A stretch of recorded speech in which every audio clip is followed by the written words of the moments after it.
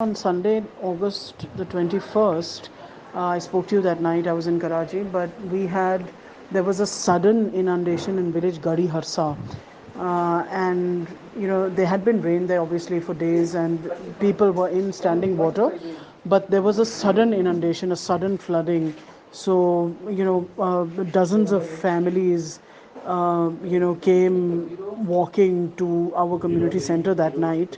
And it was really a scene to see because women were coming crying from the road, dragging their children. Somebody was able to bring a release, somebody was able to bring one pair of clothes, somebody was not able to bring anything at all.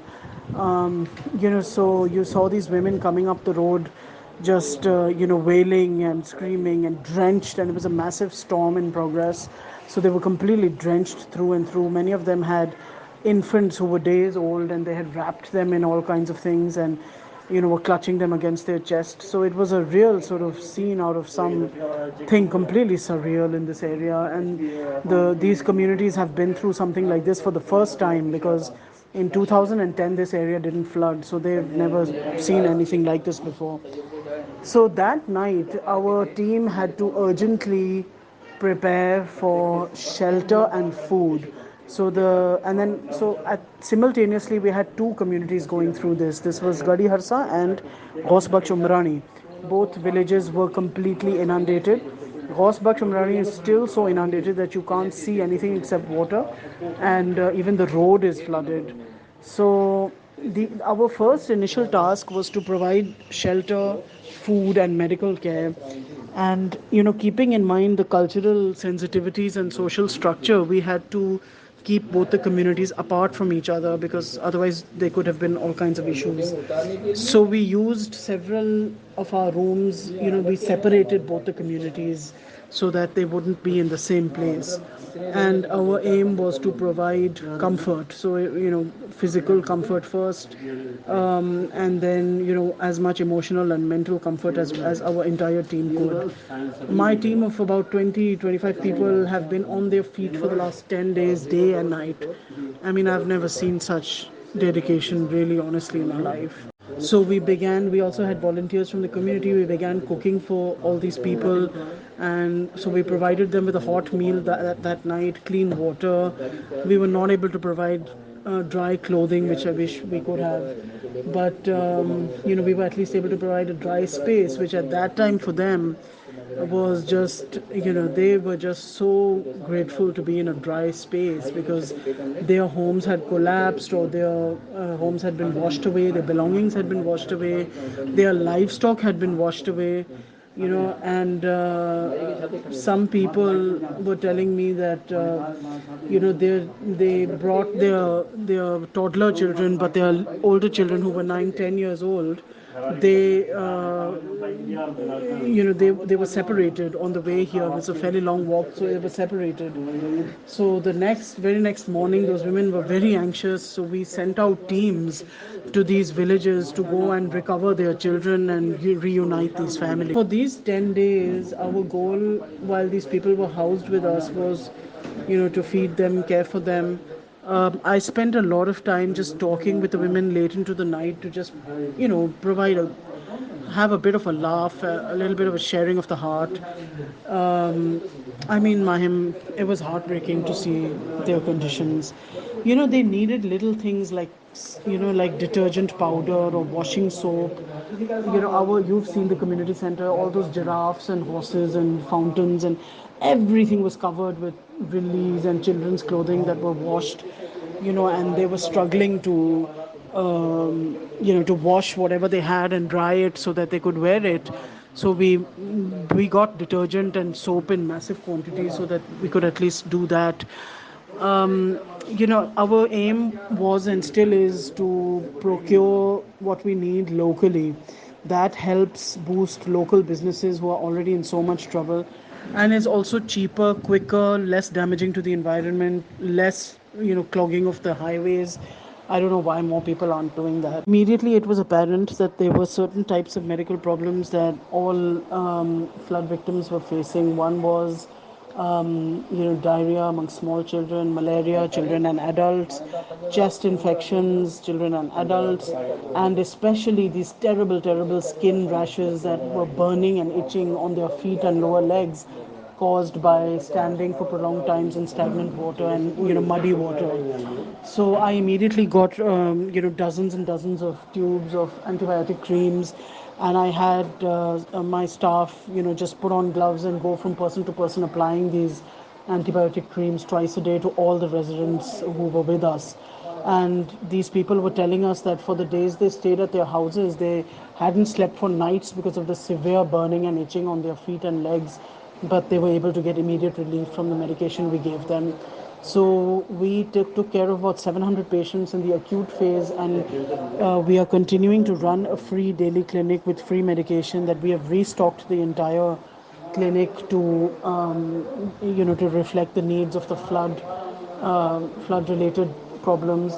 And we are holding a daily free clinic where a physician comes, evaluates and gives free medication for people from everywhere, and we plan to continue to do that. We fed about 5,000 hot meals to people, not only at the community center but at the government schools in Khairudero, to people sitting on the roads in the area, to people in villages as far as Kundan Singh, which is in district Kambar Shahdad Kot, villages in Sajawal, such as Jamal Khan Lagari, various different locations. So we initially, in these first few days, provided about 5,000 people with meals. And then what we did in Khairudero was we did an immediate cash transfer of 5,000 rupees per family for 100 families. Now, in this, what we were looking at, not that their house has collapsed or any such thing, but that daily wagers who did not have the opportunity to earn a living for several days now because of the rains and flooding, and their families were now going hungry.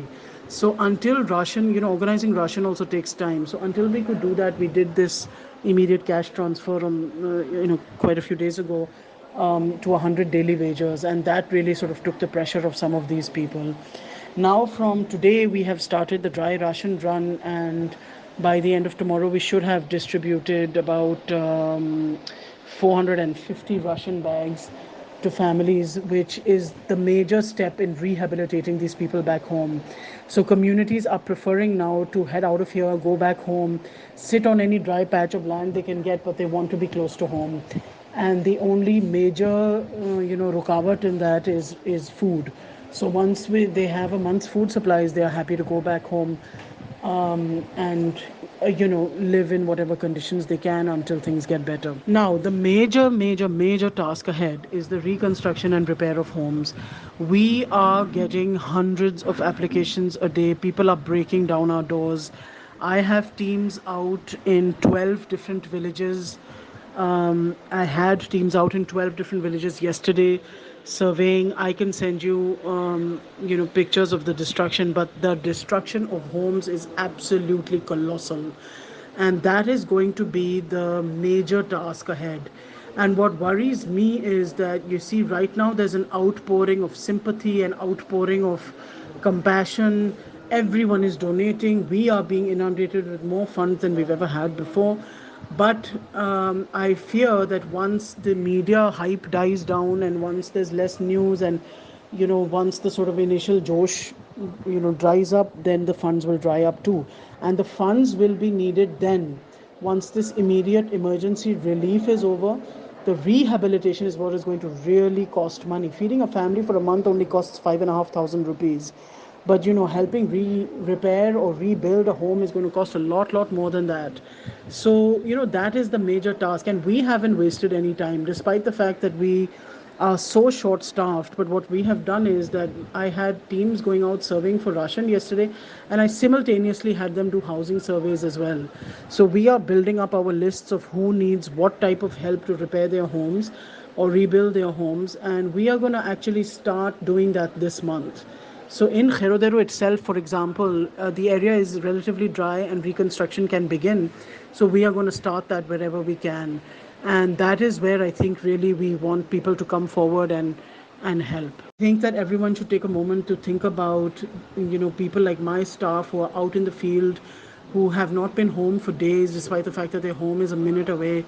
who are just working round the clock, who are exhausted, who themselves have those skin rashes on their feet. I really think that without people like this, these people are paid like 15, 20, 25,000 rupees. I think without people like these, being out in the sun all day, they were drenched and wearing the same pair of clothes for 3 days in a row at that time. Without people like this, there would be no one to help our fellow country citizens. And I think that really one should take a moment to think of them as well and to thank them as well. I think that that's all that I can think of, Mahim, except for perhaps to mention that what I've been saying to everyone, which is that the closer one is to communities, the longer one has had experience one has had interacting with communities, the more time one spends with the communities affected right now, the more one will understand what it is that they need. They are the best people to decide what they need, and they are very good at communicating that clearly. We have to listen. So I think for people in the cities especially, who are so well meaning but perhaps don't have enough intelligence on the ground, they must ask people like us, who are deeply connected to the communities, talking to them late into the night every day, that understanding what people want is the most important part of this entire process. I have seen relief workers coming here with packets of biscuits, with medication from the worst of companies, with little pieces of tarpaulin sheets that are no good to anyone. All of this has cost money. So this wastage of resources is something that really does concern me, because we need all the resources we can get right now. I would say even more than feeding people, but to rehabilitate them in their homes, to rebuild all of this shelter. The feeding is, as I said, not expensive, and people are giving so much that will be accomplished. The rehabilitation is something that really does worry me. So I think listen to what people want. That's so important. We already talked about the sanitary pads. Other communities may have different opinions. Perhaps they've had exposure or they have access to these things later on. But certainly in the very kacha communities that I work in, women wouldn't know what to do with the sanitary pad. They would probably use it to for something completely different. And providing people even with things like bottled water makes no sense to me, because they are not going to have access to bottled water later on. So in areas like ours, where we have groundwater coming from 100 feet below the ground, there's no issue of contamination. That water is fine. But in other areas, there may be people who need drinking water. So perhaps purification tablets and awareness about those are better than providing, for example, bottled water. I'll keep you posted, and I'm glad you're pushing me to do this, because it'll also help me to consolidate my thoughts. I forgot to mention pregnant women and women with anxiety and stress. We in our initial when we housed people initially, we went around looking for all the pregnant women, and loaded them up with iron and vitamins. Made a special effort to make sure they had elevated places like benches to sleep on if they were uncomfortable on the floor, and had more space around them so that they wouldn't be uncomfortable. That was a very big priority for us. Also, women who had recently, just a day or two before having to evacuate, had been through Caesars or other type of gynae surgery, needed more comfort, needed more space, needed a checkup by a doctor. We were able to provide all of that. There was so much anxiety amongst women about having to leave their houses, about having lost their houses. We did try to take care of as much of that as we could as well.